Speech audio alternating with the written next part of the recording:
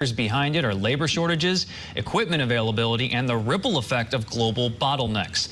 And once a product even makes it to the U.S., the domestic shortage of truck drivers is an added problem, making it harder to fill those empty shelves. According to the American Trucking Association, the industry was short a record 80,000 drivers in 2021.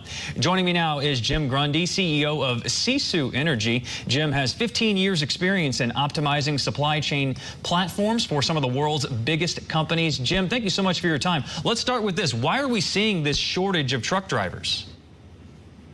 Well, you consider what we did in 2020 with the pandemic, where we shut down so many companies. Behind every mom and pop company in every major industrial warehouse, there's a trucker that is bringing product to or from. The measures were so draconian from a macroeconomic perspective. The one aspect that we really didn't consider is that we took truckers' ability to provide for their families away from them.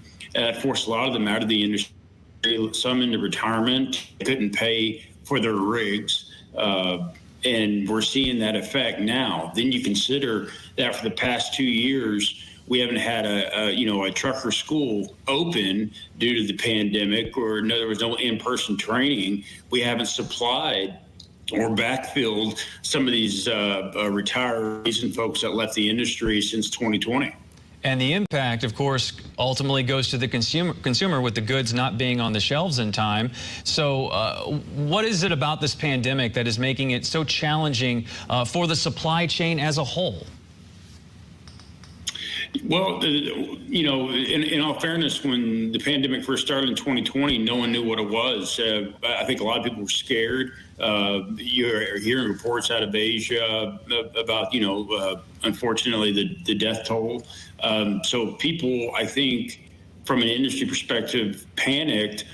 And it is not saying it's right, wrong, or indifferent, but I think really more of our response in how we handled the pandemic by shutting down industry, I think that's something that could be evaluated again, should something like that happen again, because we're seeing that, it's not a binary relationship where, okay, there's a pandemic, let's turn the economy off.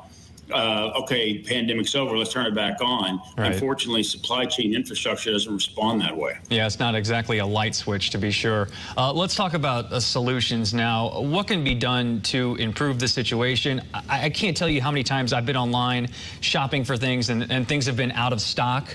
And I know that a lot of people are probably frustrated with that. Are there any signs that you see that this thing could be easing up? No, not at all. Actually, with the issues going on in Ukraine and Russia, with the ports as backed up as they are around the world, the trucker shortage is not just one issue that's causing this problem.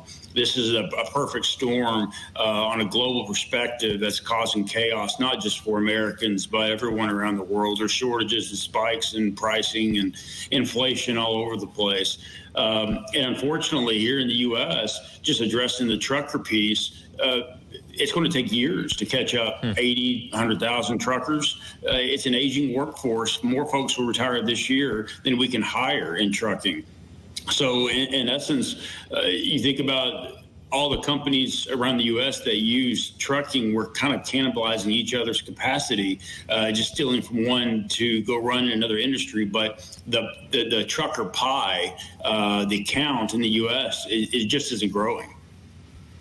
Fascinating developments. The ripple effects are just so massive from these supply chain problems. Jim Grundy, CEO of Sisu Energy. We appreciate your time and your insight, sir. Hey, thank you. We're stuck. We have to have it. We can't choose to stay home or take public transportation. When fuel jumps like that, brokers and customers don't understand that, your cost changes overnight.